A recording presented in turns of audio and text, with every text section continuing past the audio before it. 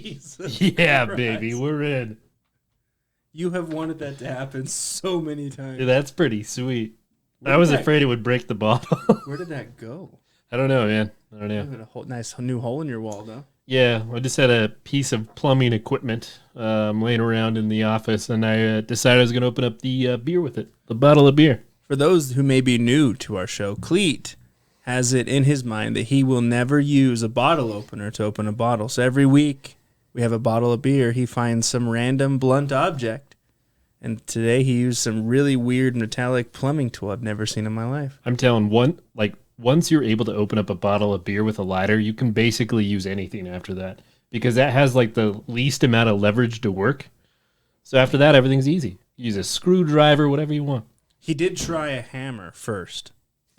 And he just came in all ominously to the recording studio with a hammer. Britain, today's the day, goddammit. I was worried. I was like, what set you over, bud? What was it today that did it? Going postal. But anyway, we are drinking a nice Bobcat Nut Brown Ale from Red Rock Brewery. Isn't that a Utah company? It is. Nice.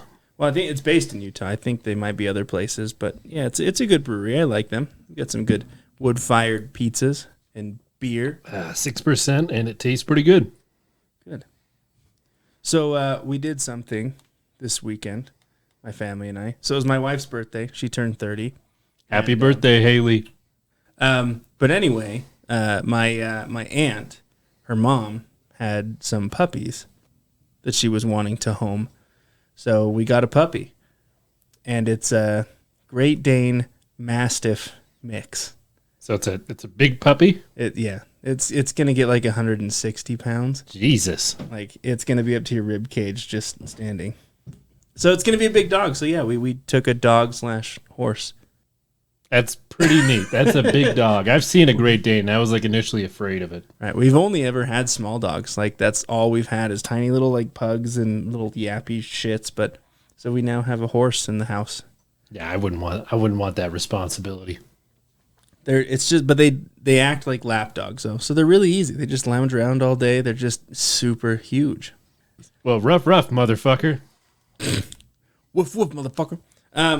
So this week, two of our most popular episodes, I would say popular because they've driven a lot of views, but one of them was when we covered Dennis Depew, the real-life Jeepers Creepers case. Oh, so we're going pop culture tonight. Right. I love the pop culture. And you, well, I say you, we both did, but you kind of covered the actual curse behind the poltergeist, right? Or the Exorcist? Which one? Poltergeist? Yeah, it was the poltergeist. I always get that and Exorcist mixed up. No, we did the Exorcist, man. Okay. So then the Exorcist. See, I don't fucking know. Yeah, you remember we had that weird demon? What was he called? Pazuzu! So, yeah, but I really liked that idea, and I was actually getting my hair cut a while ago from my barber, and we started talking about one of the movies that I'll cover, and he's like, oh, did you realize that was based on a true story? So I thought that we'd do that. So what we're going to do is I have two stories, and I'm not going to tell you what movies they inspired or were inspired by, but you have to guess when I'm going through it if you can pin the movie you think that they're inspired by. All right. And what are you going to be doing in the meantime? So since we're covering pop culture tonight, I knew that was a thing. I decided to find a Reddit thread that's talking about weird shit that's happened to people while they're watching a scary movie. Like, that's like the worst possible time. Like when you fart on a first date? So just imagine you're at home, you're alone, you turn off the lights, you turn on, I don't know, The Ring. The Ring scared me a lot. I had a weird thing happen. Like, sinister. After I saw that movie, I went into the bathroom. There was a fly on the mirror. I'm pretty sure there's something about that in the movie. You're like, but nope. Imagine you just sit back in your couch, it's dark, you start playing a scary movie, and then all of a sudden you hear something in your kitchen. Like, I would be pretty fucking scared. So I'm really excited to hear what people have experienced this. What is their story? And if any of our viewers have been in this situation, for the love of God, put it in our email and we'll shout you out and tell your story live on air. Yes, please. We do this live. Yeah, we're always live. Every time you're listening to us, we are doing it live. We're that good. No editing required. How many do you have? I have enough. Okay, so I'm just kind of wondering if we wanted to do like they're small, but like there's a lot. Okay. Like that. There's like 100 replies. I'll just do what you did, and then when I get it. Yeah, just tell me when you want me to go, man. And tell me how long you want me to go. That's what she said. Okay, so I'm going to start it off with the first one. This is actually a true crime. The second story is kind of more of a folklore or folktale. But this is known as the Keddie murders. Keddie. It almost sounds like the Yeti murders. This horrifying, unsolved quadruple homicide took place on the night of April 11th, 1981 in Keddie, California. A quadruple homicide. That is crazy. Quadruple. Glenna Susan, or Sue, Sharp, her daughter, her son, and her son's friend were found in house number 28 of the Keddie Resort by Sue's 14-year-old daughter, Sheila, who was sleeping at a friend's house. Sue's other two sons were also found in the house unharmed. So we're going to talk about this case starting at the beginning. And again, I want you to think about, along the way, what movie you think this may have inspired, or was inspired by it. One of the two. So back in 1979, Sue Sharp and her 5 children would leave their home in Connecticut following the divorce of her husband, James Sharp. Sue decided that relocating to Northern California was best as her brother Don had also lived there. Once in California, Sue rented a small trailer that was formerly occupied by her brother at the Claremont Trailer Village in Quincy. So her and 5 kids living in a trailer. Can you imagine? Hey, you know what? I have a lot of people that live with me, you know, because I rent out. I help friends out that have been struggling because of the flu. And, you know, it's okay. You know, you make things work. Yeah, but you're not in a trailer. I'm in a house. I'm in an 1,100 square foot area with 6 people. That's true. It's pretty crammed in here. 7 when I'm over here. There's 10 people in this room right now. Yeah, you would never realize it, but we have a live audience every time we record. They always boo. Woo! You think we were talking to Chris. We're talking to real people. Just kidding, Chris is here. The next fall, Sue and her children moved to house number 28 in the Sierra Nevada resort town of Keddie. As you can imagine, it was much bigger than the trailer they were formerly living in, which gave them the much-needed space to spread out a bit. The house was formerly lived in by Plumas County Sheriff Sylvester Douglas Thomas, and they were quick to move in when he relocated. So in this house, again, we have Sue, we have her 15-year-old son, John, 14-year-old daughter, Sheila, 12-year-old daughter, Tina, 10-year-old son, Rick, and 5-year-old son, Greg. So that's the family we're going to be talking about. It's a full house, okay. And just because, I mean, even when I was researching, I had a little bit of a hard time kind of remembering who was who. So I'll do my best to kind of remind everyone who's who, just because otherwise it just gets kind of, because like you have Sheila and Tina, like the names just kind of jumble together. So Keddie was once a bustling town which housed a busy railroad terminal. It was perfect for hiking, camping, biking, all those things outdoors. But eventually the railroad terminal closed and most of the residents left, leaving Keddie to fall into disrepair. Eventually, it was promoted as a resort town, but the reinvention didn't pan out. Can you imagine, like, hey, let's just fix this place up? And it just gets worse. We're going to make it an attraction, and no one shows. Yeah. They build, like, a bunch of roller coasters, and it just falls apart. Maybe if they could make it like rain meatballs or something, then people would show up. Yeah, kind of like the razor blade tornado. Gary Molleth, the owner of one of the failed resorts, turned his cabins into long-term rental units, one of which was house number 28, which is where they were staying. Although it was a rundown home, Sue loved the rural, wooded setting and was happy. It's always sad when you talk about a happy family that's about to just get massacred. Yeah, I'd say. On the morning of April the 11th, 1981, at roughly 11:30 a.m., Sue left their friend's home, the Meeks family, with Sheila and Greg, to pick Rick up from baseball tryouts at Gadsner Field in Quincy. On the way, they crossed paths with her eldest son, John, and his friend, Dana Hall Wingate. Now, we got another player in here. It's the eldest son's female friend, Dana. They were hitchhiking at the north of the canyon from Quincy to Keddie. She picked them up, drove them roughly 6 miles back to Keddie, and approximately 2 hours later, around 3:30 p.m., John and Dana hitchhiked back to Quincy, where it's rumored they were to meet some friends. They were both said to be seen in the downtown area at this time, so they're all kind of like spread out a little bit. Are you taking notes? No. Slosh your beer everywhere. That evening, Sheila, the eldest daughter, had plans to spend the night with the Seabolt family, who resided in an adjacent home, and was planning on going to church with them the next morning. That would leave Sue at home with her 2 youngest boys, Rick and Greg, and their young friend Justin Smart, who was going to be spending the night. Sheila left for her sleepover at roughly 8 p.m., and Tina, the youngest daughter, had been watching TV at the Seabolt house, but later left for her own home at number 28 at roughly 9:30 p.m. after her sister had arrived at the Seabolts. So we're painting the picture a little bit.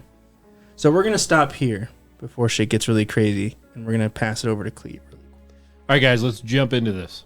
So the original OP wrote, first off, I just want to say that this isn't a crazy story or even that exciting, but it is cool. So I figured I would tell you guys. When I was younger, I watched The Ring, and it scared the hell out of me. Dude, I feel like The Ring really just hit a lot of people. Hit me. You just talked about this. Yeah, right. But the creepy thing was that just when I finished the movie, my phone rang. I didn't have a caller ID at the time, so I was so scared to pick up. But when I did, it was just my father. I told him about the movie because he loves horror movies too, and he told me to bring it over so we could watch it. I did that weekend, and as soon as we were done watching it, the phone rang again. It was pretty crazy to have that happen 2 times in a row watching. I would just watch the movie over and over again. So how many times is this phone going to ring? So apparently, to sum it up, like he watched it, his dad called him, like, haha, and then I guess they're watching it together. And the phone rang again. And the phone rings again. So his dad answers it, and it's his father this time, which is also crazy. So, like I said, not a crazy story, but a very strange coincidence. Does anyone else have any? So, that's how we started the post. But my question is, if that happened to me, I'd be like, Dad, we need to watch this with with Grandpa, because I need to know what happens next. Exactly. Like, didn't they not go to Grandpa's house for a good old Ring festival? Because who would call his dead dad from the grave? I heard there's a spooky movie you're watching. All right. The next one is from Horrifying. What? Horrifying. I rewatched Poltergeist in my early teens. 14 maybe, 15. I was. That's really well written. 14, maybe 15 I was.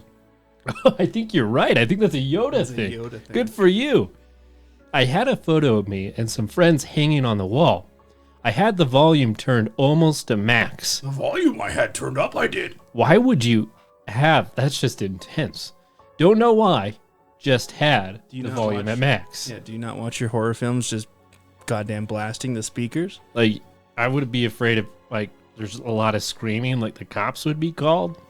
You just do it on those weird sex scenes. Like, we gotta turn it all the way up, fellas. Oh, yeah. Because everyone gets married. Everyone gets murdered when you're having sex in horror movies. Just don't do it. All of a sudden, the picture that was hanging on the wall flew across the room as if someone tossed it. And this happening while I was watching Poltergeist. Needless to say, it freaked me the fuck out, and I turned on the film after sitting completely still for about 20 minutes. Nothing else happened. To this day, I can't explain it. I'm not religious, and I don't believe in a life after this, one or any kind of supernatural being, but I don't know what the hell happened there. The picture just didn't want to be there anymore. I mean, sometimes the simplest explanation is really the right one. The picture was just done hanging on the wall. Well, he talks about it like there was a thrust and an acceleration of motion. Like if the picture flew diagonally before, instead of just going straight down, there has to be some force behind it, right? If it just tips over, that would make sense. But if it accelerated, then there has to be some type of force applied. I mean, it's thermodynamics, right? God damn, Clete. So, the next one is Rabid Ass Baboon. Hell yeah. Yeah. I already believe this story based off the guy's name. Not movie related, but something similar happened to me. I was 16 or 17, still living at home, and my room was in the basement. I was sitting on my bed playing Tony Hawk Pro Skater on PS1. Great game. That is the I best loved it. game. A good soundtrack, too. Dude, the Tony Hawk games have the best soundtracks. I feel like the original, like, especially the first one, I don't know, there's like nostalgia there for me. Oh my God, yeah. I specifically remember practicing my ass off because my friend had come over earlier in the day and was way better at the game than me. That's like the most embarrassing thing as a kid. Yeah. You're like, come check out this new game. Your friend comes over and just completely shows you up. Like, Wow, you're a piece of shit. You're never invited back. Give me my goddamn controller. Go home. Tony Hawk on the PS1 ruined friendships. Go home. You smell like shit. The game case was lying down flat in the middle of my desk, nowhere near the edge. Suddenly, it shot off and crashed into the opposite wall. I had a few weird occurrences in that house, but they always occurred around when I was sleeping, so I have since chalked them up as sleep paralysis. The game case thing is the only time something happened when I was wide awake, and I've never had an explanation for it. I don't know. I know I've said it before, but like, I would like one of these things in my life to happen to me, just to witness it once. Because like, all these people have cool stories, and nothing moves on its own where I'm at. What are you talking about? You had that crazy story about when you woke up when you were a kid at a sleepover party. Yeah, well. That shit's as intense as it gets. It is pretty intense. You're right. Okay, I rescind that. Jesus. This one is from Schmuck61. Hell yeah. Similar thing. I went to see It Follows with my brother at the matinee. I saw a manatee. I'll keep that in there. At the matinee showing. Dude, It Follows. Have you seen that movie? I haven't, but I know it's like... It's about a killer like STD. Yeah, dude. It's like when you have sex, it follows you. Yeah, dude, it gets you. It was scary. There's ones, I'm not going to tell you because you need to watch it. There's one scene that was like, holy shit balls. All right, maybe I'll check it out. You should. It's about sex and death, Cleet. All right. But I went out drinking with some friends that night. I walked home at about 1 or 2 in the morning, and the town is quiet. I'm also less than 20 miles away where much of the movie was filmed, so the setting looks familiar. That would mess with you. Yeah, it would. Little did I know that they filmed this movie in my hometown. I walk by that grocery store every day. I call my brother, but keep walking and go about a quarter of the way, then turn onto another street. At the end of the street is a single person walking directly towards me up the sidewalk. My brother picked me up before I crossed paths with this stranger. Stranger danger. That's weird. Yeah. That's cool though to be in a town where they film a horror movie. Did you ever see the movie Piranha? Probably. I remember watching something about Lots of killer boobs. piranhas. Yeah, I don't think I've like watched it full through. Just maybe flipping through the TV stations. It's not good by any means. Like it's like the stupid good. It's about tits, but they had to put killer fish in it to make it legitimate. Yeah. So they had to call it Piranha because it like a side factor. It was really about boobs, and they're like, oh, we have to make it so it's not just boobs. So let's just throw some killer fish and call it Piranha, essentially. But they filmed that in a town that I always visit all the time. Oh yeah. And so every time I go there, I'm on the lake. I'm like, yeah, there's a lot of piranhas. Take a dip in there, start screaming. I don't see half as many boobs as they advertise though, so that's kind of a ripoff. Oh my god, it's going right for my penis. That's it. It's not eating anywhere else. Yeah. Those penis piranhas. It's a little piranha STD. Okay. Jesus. It Follows Piranha Edition. Okay, so we're going to jump back to this one. So the sister just, staying at the neighbor's house.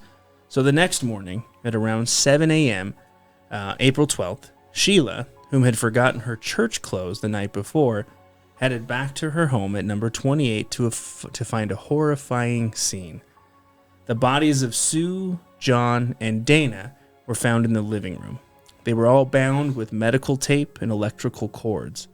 Sadly, Tina was missing from the home, and the 3 younger boys, Rick, Greg, and Justin, were found unharmed in another bedroom.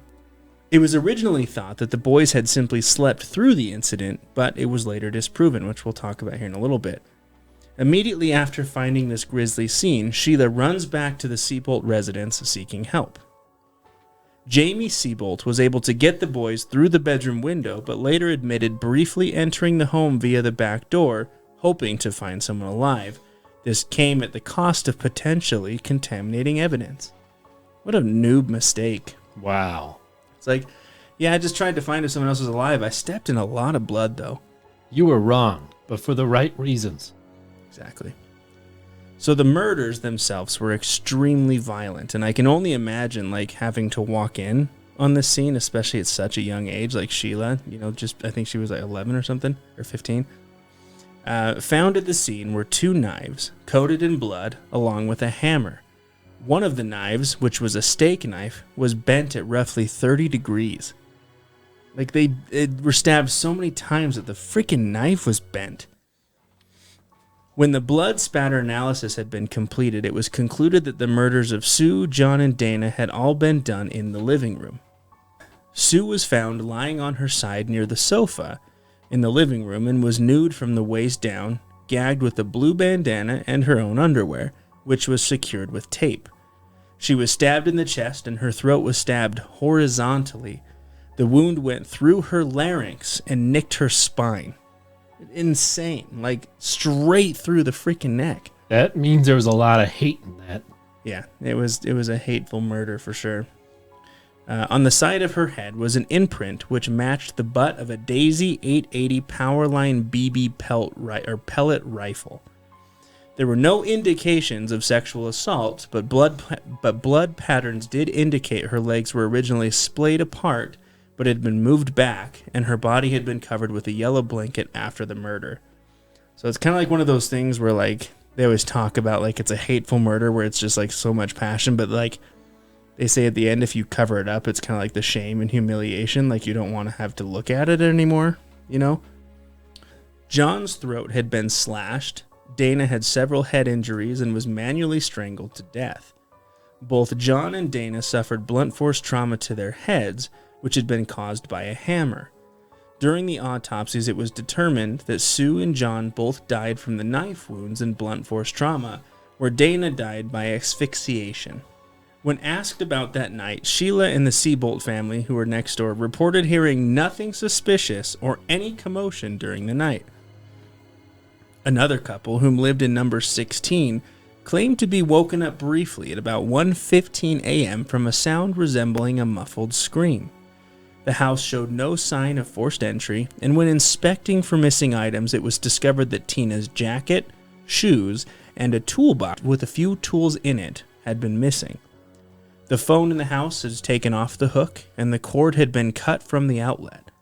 All the drapes had been closed as well, so there's some prep. They walked around and shut all the blinds so no one would see. Blood had covered all of the victims, along with the floors, ceiling, both bedroom doors, and the railing outside the stairs. The murderers had left none of their own blood behind, as they supposedly suffered no wounds, at least nothing serious. A bloody fingerprint was found by the handrail by the back door. So they have pictures of the scene online if you were so inclined to look at it. We'll put it on YouTube. I'm just kidding. Yeah, we're not going to put this one on YouTube because it's like you can see the bodies, and then afterwards it's a massacre. So, I mean, it's not hard to find. Just do Keddie murders on Google and you'll find it. It's pretty rough. During the investigations, a neighbor by the name of Martin Smart told police that his claw hammer had mysteriously gone missing from his home right before the murders. So remember this name, Martin Smart, because he kind of comes in later, and it's the neighbor. The sheriff, Sylvester Thomas, who was in charge of the case, stated that he felt Martin was giving them endless clues, which appeared to throw the suspicion away from him. Smart wasn't the only neighbor interviewed, as other locals and surrounding neighbors were also asked about that evening, including those in the Seabolt family. Several counts talk of a green van, which was parked at the Sharps' house at around 9 p.m. Justin, the friend who was staying the night during the murders, was questioned about the incident but gave a few conflicting stories. Originally, he told police that he had dreamed of the murders, but later claimed to have witnessed them firsthand. Later in the case, Justin was placed under hypnosis, where he described waking from sounds coming from the living room while Rick and Greg slept through them. He went to check out where the noise was coming from and found Sue with 2 men. One of them with short hair and a mustache, the other being clean-shaven with longer hair, both of which were wearing glasses. Justin continued to say that John and Dana then got home, broke into an argument with the men, which ended in a fight. At this point, Tina entered the room but was quickly taken out the back door by one of the men. Is your beer already gone? Yeah, I drank it all. Holy shit. It was good. I liked it. This one is from Pseudo Times.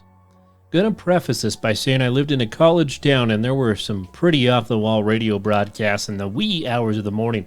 The wee hours? One of those was basically just some guy playing his Winamp library. This is a long time ago. I'm not sure what that means. Anyways. The other radio talked about an endless hole on a property. There was something about Mel. He was really weird. Kind of sounded like he was just talking about his bum. Coast to coast. I had just finished watching Jeepers Creepers for the first time. Yes. And happened to be doing so in one of those backwoods neighboring towns that my friends lived in. Movie finished at like 1 a.m. I left. As soon as I pulled onto his dirt road and switched the radio to scan, Jeepers Creepers, Where'd You Get Those Peepers, started playing. No. I probably drove 80 to 90 miles an hour all the way home. Hell no. That scared the hell out of me. Like, the phone ringing after the ring is one thing. That song playing after Jeepers Creepers, you're going to die. Yeah. You are meant to die. How old were you when you started watching, like, horror films? I used to just sneak into my parents' room and try to find them. Yeah, like 8. Okay. So you're pretty young. Yeah. Yeah. So I didn't have to be so sneaky because the friends I hung out with in my neighborhood, like, they had access to all of them. Their parents just didn't care. So, like, my parents, like, my mom didn't really care as much. And if she did, I still watched them. But that was always the hardest thing, is watching a scary movie and then having to walk home at night afterwards. Oh, yeah. No, I'm not for it. Like, because we watched Jeepers Creepers probably the year it came out on VHS. We rented it. And I had to walk home. It's just the end of the circle. But we just watched it, and that was the first time I had seen it, and I was fucking traumatized. I was like, I'm not going to make it. I'm going to get your tongue. Jeepers, where'd you get those peepers? Peep show, creep show. Where'd you get those eyes? All right, this is from Panos Achilles. I was returning home after watching The Woman in Black, and while I was walking down the street, I noticed an old woman dressed in black following me for quite a while. Well, I thought she was following me, while she was probably just minding her own business. After a while, I checked to see if she was still behind me, and she wasn't. Quite eerie, I have to say. I want to hear the story from her perspective. The guy kept looking back at me. He was sweating. I'm just walking home, and this gentleman was profusely sweating, looking behind me. He started walking quicker. We got a meth problem in our town. I think he was on something. The Woman in Black was like Harry Potter number 8. Because it had Daniel Radcliffe in it. Yeah. Harry Potter. It's actually a good one. I don't think I've seen it. It's a good one. Surprisingly very great. All right, the next one is Chaotica, the butterfly. Okay. My cat started staring at a fixed point above my head while I was watching The Babadook. A little like the kid does during the scene in the car. Very freaky. I know cats do this sort of thing, but it's relatively rare for my cat. Have you seen The Babadook? I haven't finished it. I watched like the first hour. That's okay. I didn't like the ending. Like, I liked it up until the ending, and then I was kind of like, oh, okay. Well, damn. I guess I'll have to watch it again. No, I think what I'm saying is I think you watched just the right amount of The Babadook. I had a feeling it was going to end bad. Yeah, you watched the perfect amount, and I may be, like, wrong, but I didn't like the ending. All right, the next one is from Sketchy Figurine. So my best friend and I just finished watching Sinister, and if you've seen it, you know his older kid has night terrors, which include him wandering around and then waking up screaming. I've said it once, I've said it many times, and I'll say it again. Sinister was the one movie that totally fucking freaked me out. That was so good. After it's over, I turn on some memes or some shit so we can fall asleep, and somehow she falls asleep sitting upright. I'm watching whatever it is that's on with my arm around her about to pass out. Out of nowhere, she starts crying. Sleep, loud, terrified crying. Eyes closed and just tense. Grabbing onto my couch. I jump up and crouch in front of her, trying to touch her face and wake her up, and she's just wailing like something really bad happened. And then after a few minutes, boom, she's asleep again. At this point, I'm nearly in tears because I'm terrified, shaking her a little to wake her up, and then she opens her sleepy eyes and goes, What's up? In a groggy voice. She didn't remember any of it, and it never happened before that or since. Scared the ever-living shit out of me. Yeah. That would do it. All right. The next one is horror. Horror is cool and all. Excuse me. The next one is horror is cool and all. Hell yeah. I've got one for you. Back in the 90s when I was in high school, I hung out with a guy named James. And James' parents always left for weeks at a time traveling the U.S. in their camper. So a few of us got together on a regular basis to party, and we'd just take a bunch of clothes and whatnot and spend 2 to 4 nights in a row just at his place raging. The guy lived in the boonies, and one night we decided to be extra responsible douchebags and go driving after a lot of drinking. Don't do that. Don't do that. But before we went driving, we all sat around and watched some cheesy-ass ghost movie where the ghost of some lady haunts rural roads, if I remember correctly, and it was a made-for-TV flick. While now driving, we come up over this hill and there's a dog coming straight toward us, just running down the street in the middle of the damn thing. So James honks his horn and the dog moves off to the side and we keep going. A few of us look back and the dog is completely gone, just vanished. We joke about it being the ghost dog. The clock in the car stereo said 12:01. We joked that up too. The next night we got all shit-faced again and someone had the idea to go look for the ghost dog again. Yeah. Let's get drunk and go drive again. Let's go drive a car. Like, don't be stupid. When you drink, don't drive. Beer is good and stuff. So I suggested we wait until just before midnight to hit the road to see if we could duplicate everything from the night before. Let's go drink some beer. I know, dumbass idea, but we did it again, and the goddamn dog was in the middle of the road in the exact same place again. What time did the clock say? 12:01. Did the dog vanish again? Yep. Not a hint of the dog to be seen with the assistance of the brake lights. If you're going to ask me questions, let me answer. That's so disrespectful. So rude. God damn it. We were pretty creeped out and convinced we'd somehow stumbled upon the ghost of the dog caught in a strange cycle. Now looking back, it's obvious that we couldn't see the damn dog in the dark, and it was probably jogging along behind us both nights. It was also obvious that it was nothing more than a weird coincidence. Dude, you look a little shaken up. Here, have some whiskey. Just drink while you drive.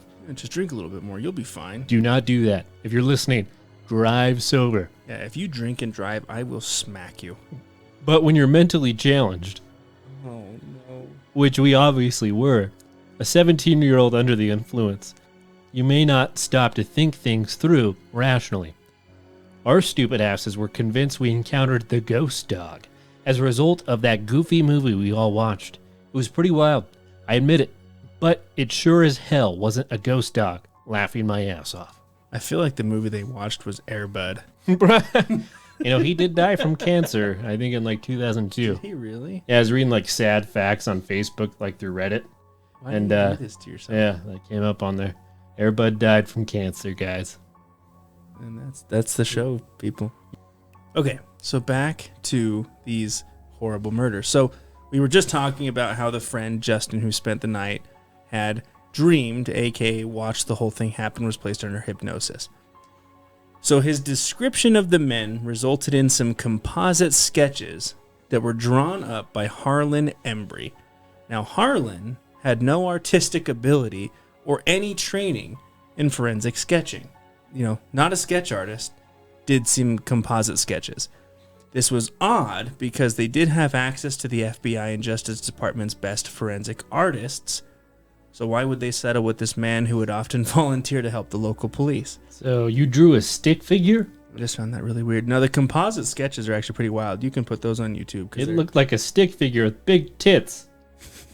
During a later press release with the sketches, the suspects were described as being in their late 20s, possibly early 30s. One stood anywhere from about 5'11" to 6'2" with dark blonde hair. The other was about 5'6" to 5'10" with black greased hair.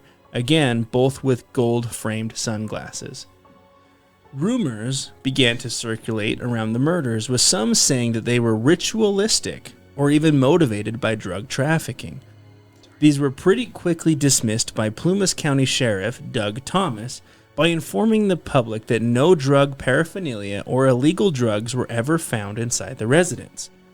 A family acquaintance named Carla McMullen would later tell detectives that Dana Wingate, so the oldest son's female friend who was murdered, had recently stolen an unknown quantity of LSD from a local drug dealer, but was unable to provide any form of proof. I just think that that's so random, because I think they were I can't remember, 15 or 16, Dana would have been, stealing LSD from a drug dealer just seems so far out in left field. It would have to be a lot of LSD to warrant murder. It did say an unknown quantity. A gallon. Yeah, the bucket of LSD. She just ran off with a bucket of LSD. Hitchhiked all over town taking it. In total, 4,000 or more man-hours were spent working through this disturbing case, which was described by the sheriff as frustrating. In December of 1983, detectives would rule out the involvement of Otis Toole and Henry Lee Lucas, both of which were serial killers, as suspects. So they've been working on this case for a long fucking time. So now that we're going back, if you remember, to the disappearance of Tina, because they found the 3 bodies, it's a quadruple homicide, Tina's still missing. It was originally investigated by the FBI as a possible abduction. On April 29th, 1981, the FBI removed themselves from the case, stating that the California State Department of Justice was doing an adequate job, which made their presence unnecessary. They're just like, yeah, I think you guys are doing A-okay. We're going to step out. I love the feds. Good old feds. So they set up a grid pattern search of the area surrounding the cabin, which spanned approximately 5 miles. It was conducted with police dogs, but sadly they uncovered nothing. 3 years and 11 days after the murders, which puts the date at April 22nd, 1984, a bottle collector discovered a cranium portion of a human skull, along with a part of a mandible, at Camp 18 near Feather Falls in Butte County, which is approximately 100 miles from Keddie. A bottle collector just found a skull. Do you think it's the girls? Yeah, of course it is. Not long after this discovery, the Butte County Sheriff's Office received an anonymous call identifying the remains as belonging to Tina. However, the call was not documented in the case. Sometime after 2013, the call recording was found at the bottom of an evidence box by a deputy who had been assigned the case. The remains were confirmed to be Tina's in 1984 by a forensic pathologist, and by the remains, they discovered a blue nylon jacket, a blanket, a pair of Levi Strauss jeans that had a missing back pocket, and an empty medical tape dispenser. In 2004, the house in which the murders occurred was demolished. In 2008, in a documentary on the murders, Marilyn Smart made a claim that her husband Martin, the guy who claimed that his hammer was missing, and his friend John Boubedi had been responsible for the murder. So this wife is like, yeah, my husband and his friend did it. In her claim, she recalled leaving them at a bar on April the 11th, 1981 at roughly 11 o'clock p.m. and then went home to sleep. It was around 2 a.m. that she woke up to find them burning something unknown in the wood stove. She continued her allegation, stating that Martin hated Johnny Sharp with a passion. Johnny was the oldest boy. In the same documentary, Sheriff Doug Thomas said that he personally interviewed Martin and he had passed a polygraph exam. An article published in 2016 by the Sacramento Bee claimed that Martin left Keddie for Reno, Nevada a short time after the murders had taken place. Once there, he sent Marilyn a letter discussing the hardships in their marriage and ended with, "I've paid the price of your love and now I've bought it with 4 people's lives." Oh. That's not damning evidence, right? An interview that same year was done by Gamberg, who was the new sheriff, said that the letter was overlooked during the initial investigation and therefore was never submitted as evidence. How do you overlook that? Yeah, one of the most crucial pieces of evidence. He went on to say that other things about the quality of the investigation, like, and this is funny, he quoted, "You could take someone just coming out of the academy and they'd have done a better job." Martin was also seeing a counselor at the time and had supposedly confided in them that he killed Sue and Tina, so the females, but had not touched the boys. So, like, he wrote this letter, and now he's confiding in his therapist, right? He went on to say that Tina was killed only to prevent her from identifying him, as she had witnessed the whole thing. Martin Smart died from cancer in Portland, Oregon in June of 2000, and his friend John, who was at the bar with him, who was said to have ties to organized crime in Chicago, died there in 1988. On March 24th, 2016, a hammer was found which matched the description of the hammer Martin said he lost in a local pond. It was taken into evidence by Plumas County Special Investigator Mike Gamberg. Sheriff Hagwood, who was Plumas County Sheriff, who would have been 16 years old when the murders took place, came out and said that the location it was found, it would not have been intentionally put there. It would not have been accidentally misplaced. So at this time, Gamberg said that 6 potential suspects were being examined. So now in April 2018, 4 years ago, Gamberg said that DNA evidence recovered from a piece of tape at the crime scene matched that of a known living suspect. What? 4 years ago, and they're still finding evidence to this thing. Supposedly, according to a few articles online, this case is closer than ever to being solved. So we might actually figure this thing out pretty soon. Get her done. Okay, so that's the Keddie murder. So, Clea, I have to ask you, what movie do you think? So I have 4 theories. Okay. And I think I have a good shot at getting this. Okay. The first one is Krampus. Hey, you're right on. It's a murdering demon. So I don't know if this happened in December, and like some child was like July. Being inappropriate, like saying like I don't believe in Santa, and Krampus came from hell and just murdered their family. You got it, man. Okay. That's not Krampus. Wrong. Okay. Next one is the Texas Chainsaw Massacre. It's not the Texas Chainsaw Massacre. Well, you know, I thought maybe there were some chainsaws involved, but you know, I was doing that early when you were talking. Right. So let me give you another. Okay, well, let's hear your other guesses. Yeah, wait. Okay. The third one is Jumanji. You're just fucking. There was no board So game. let's say they were out and the kids were asleep and they found a weird board game in the closet and they started rolling and they got that like hunter guy who like wanted to murder Robin Williams and he lost his gun. Mustache. He lost his gun when he got sucked back in from the original movie, but he had like a knife or something. Okay. I look, I admire your creativity. Yeah, immensely. The last one is The Strangers. That's it. I knew you it. Got it. I was just fucking with you. I figured. So yes. So this was so this case inspired the making of The Strangers, but it's actually not the only true case that inspired it. Other cases did involve the murders performed by the Manson family in '69, also known as, Helter Skelter. And the director actually had a personal experience when he was younger. He was home alone. Someone knocked on the door asking for someone who didn't live there. It was later discovered that they were there to rob houses, but not to cause harm to those. So those 3 things inspired what we know as The Strangers. You've seen The Strangers, right? Oh, yeah, that was a cringy fucking film. Yeah. And look, I'm going to say spoiler alert, but like if you haven't seen it now, it's kind of on you. But the scene that frustrated me so bad,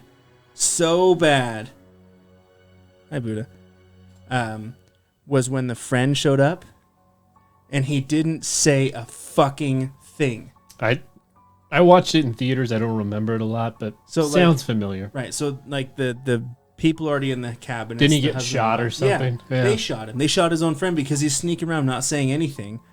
Like, had he just been like, hello, they'd be like, oh, it's our friend. He just walked through and they shot him. It pissed me off. He's trying to peep on him, see if they're doing anything. Yeah. Wanted to just see him from the hallway. Pulls out his little camera. Yeah. So yeah, it was The Strangers. It was pretty obvious though, right? It's pretty crazy. So before I jump into the next one, which is not nearly as long, back to you, bud. All right. This one is from Reams MUFC. What? I don't know. When I saw the exorcism of Emily Rose for the first time at a friend's house, That's I was creeped out by it. It wasn't a great movie by any means, but it did have some legit scary/creepy scenes to it. When she's on the floor staring at her boyfriend, frozen in place especially. Plus, I'm always a bit creeped out by the demonic stuff. Well, it was winter when I saw it, and late when it finished. I went outside to get into my car and looked up, and there were crows literally everywhere in the surrounding trees. And there were a lot of trees around her house and subsequently my car. Being winter, it was dead silent except for the wind and the crows. That's creepy. It was so creepy how they just seemed to be staring at me, and they weren't all crowing at once either. To this day, I get shivers down my spine just thinking about it. Like the group of crows, a murder of crows. Yeah, right. You know, I know a lot of people that are like so turned off to the idea of watching like a satanic, like a possession movie. They don't scare me. Dude, they're stupid. I hate them. My girlfriend loves them. Loves them. Like I don't, but I'm saying like they're like, oh, I can't watch it. It's way too scary. Like I get more freaked out about like the real things, like the strangers, things that can really happen. I'm just saying, if demons were real and possessed one of my friends and was talking shit to me, I'd talk shit back. I know you would. If I'd I be like, got possessed right now, like you wouldn't help me. You'd just be talking shit to my face. Cleet, your great-great-grandfather's in hell. I'm like, well, you know, you're a dirty bitch. All right. The next one is Schmate 4L. Schmate. Mine happened when Paranormal Activities first hit theaters. I love, like, the movies they're naming in this. So me and my girlfriend at the time went to see it on opening night on a whim. We had absolutely no idea what we were getting into, and she's pretty easily scared back then. I mean, we were seniors in high school, so pretty young. Anyways, movie finishes and she's completely freaked out, so we quickly head back to my parents' house. I remember when this movie first came out, the advertising for it was so clever. You know, because you always hear, like, based on true events. Like, they made this one seem like it was, like, real. Oh, yeah, legit. Shot for shot. Paranormal Activities. See it in theaters now this summer. Hollywood doctored this in no way, shape, or form. We got there and nobody is home. Front door is open, and the only light on in the house is the walk-in closet on the second floor. This light is never on, and I mean that. Nobody ever goes in there. I call my parents and my two brothers, and nothing. Walk into the house with a baseball bat in hand, turning on lights as I go. Go upstairs, and my girlfriend accidentally turns off our big foyer light because there's multiple switches. So it got super dark, and I freaked out and ran downstairs. She's like, oops. He's like, was there a woman in there screaming with you? No. Locked all doors up and left every light on until my family got home. As it turns out, there was a string of robberies in the neighborhood over the previous few days. Apparently, they managed to get into our house, but a neighbor saw and they ran. They ended up getting caught a few days later, and my dad decided to get some cheap security system. Still doesn't explain the light, though. All right. A little underwhelming. This one is from Keddie. I just finished watching The Grudge with my boyfriend before going in for my night shift job. That was The Grudge, right? Yeah, you're right. I was driving a back road shortcut, so as not to be late. Window down, having a smoke, and listening to the radio driving on a pitch black road. I caught a glimpse of a shadow on the passenger side window that started creeping me out. I put my cig out and put my windows up, and while side-eyeing the passenger side window, my uneasiness level reached an 11 out of 10, and I decided to turn my head and full-on look at the shadow. I turn my head quick and feel someone pull my hair hard to the driver's side. I scream bloody murder for a good 30 seconds. Then it all makes sense. The shadow was actually my own reflection from the dashboard lights, and the long hair got caught a bit when I rolled up the window. I went from feeling scared to feeling so stupid to laughing my ass off at myself for the rest of the ride to work. Can you imagine if like she got in an accident for that? Imagine like driving next to her and seeing all that happen. You're like, ah! Amazing. She goes to yank her head back and she like scalps herself from the window. Jesus. All right, the next one is Birdall88. I watched Pet Sematary for the first time when I was about 7 years old. I was terrified for about a month after. One night I was laying in bed silently terrified that Zelda was going to crawl out from under my bed and get me. And all of a sudden, something hit the bedroom window. I screamed bloody murder. My stepdad went out to investigate. Turns out a bird flew into my window and broke its neck. I'm surprised that I didn't have to go into therapy after that. Ha ha. I mean, that part of the story is actually pretty terrifying. Oh, yeah. Damn. Like, Stephen King does that, where he writes an overall scary book, but then he has, like, these little...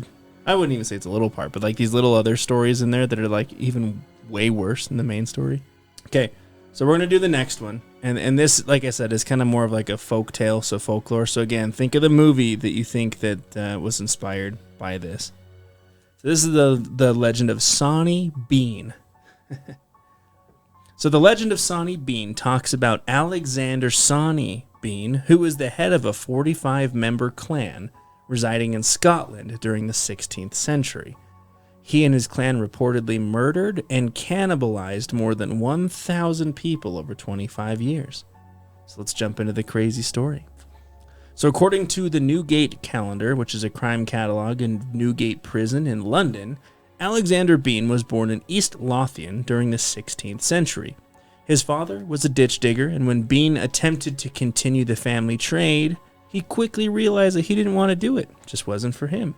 He didn't want to dig ditches his whole life. He met a woman named Black Agnes Douglas, who had a pretty hefty reputation for being extremely vicious and horrible, and they both soon left home. She was later accused of being a witch, so I'm pretty sure they weren't looked too keenly upon. They began robbing and had cannibalized one of their unfortunate victims. Probably realizing that they did something horrible, they fled to a coastal cave in Benane Head, which was between Girvan and Belantre.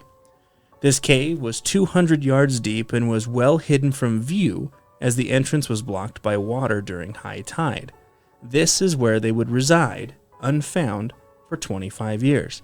So think kind of loosely, like these specific details don't really play much into it. So think kind of loosely as we get into it. So while living in this cave, they sought it fit to have a family and would give birth to 6 daughters and 8 sons. This was followed by 14 granddaughters and 18 grandsons. Quite a few of the grandchildren had been the product of incest between their children. You know, as you do in a cave. They quickly realized that they simply weren't cut out for the regular work or labor, so they took up regular ambushes during the night to rob and murder small groups and individuals during their travels. The bodies of their victims were brought back to their lovely cave, where they were dismembered and eaten. Any leftovers were pickled in barrels for enjoyment later on. Some body parts were discarded into the water, which would mostly wash up on the nearby beaches. This had a good strategy here, as it led the villagers to believe that there was some kind of crazy animal on the loose that was murdering people. With all these disappearances, the villagers began to grow worried, but because the Bean clan were so well hidden, as they only came out at night to murder, they were not found for the longest time. As more and more disappearances took place, however, the villagers became a little more diligent, and watch parties were established, along with search parties to find where these monsters were. One of the searches did come across the cave where the Beans lived, but after one look, they assumed that only animals would live in there and went on their way. They overlooked. At this point, several innocent townsfolk would be hanged for their alleged involvement with the disappearances, but night after night, these disappearances continued to take place. Local innkeepers were often suspected, as they were often the last to see many of these alive. One night, a fair was taking place nearby, and on their trip home, a married couple fell prey to the Bean clan. The couple were on one horse, and unluckily enough for the Beans, the husband knew how to fight back and was able to put up a goddamn good fight with his sword and his pistol. Nice. Sadly, the wife had fallen from the horse and was savagely mauled to death by the Bean clan as soon as she hit the ground. Before they could advance on the husband, others from the fair noticed the fray and came to help, which caused the Beans to flee. The husband was brought to the local magistrate and spoke of the encounter.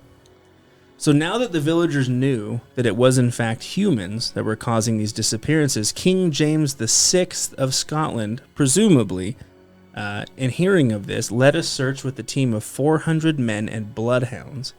Due to the bloodhounds' involvement, the cave was found again, and this time they didn't overlook it.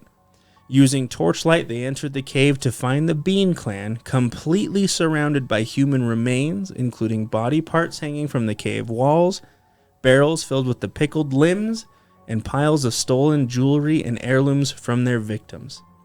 So at this point, there are two possible outcomes to the ending of this story.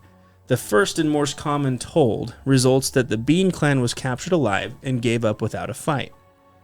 They were taken to Tolbooth Jail in Edinburgh via chains and were transferred to Leith or Glasgow, where they were quickly executed without trial, as they were seen as inhuman and undeserving of one. Sawney and the other men of the family had their genitalia cut off and thrown into fires. Their hands and feet were severed, and they were left to bleed to death. With Sawney's last dying words, he proclaimed, "It isn't over! It will never be over!" The women and children were forced to watch these deaths, and afterward they were tied to stakes and burned alive.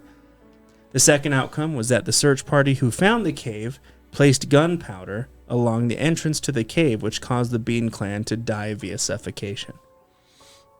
So there's another short legend of the Bean Clan, as told by the town of Girvan, which is located near the murder locations. They tell that one of the Sawney's daughters left the clan to settle in Girvan, where she planted a tree. This tree became known as the Hairy Tree. Not sure why.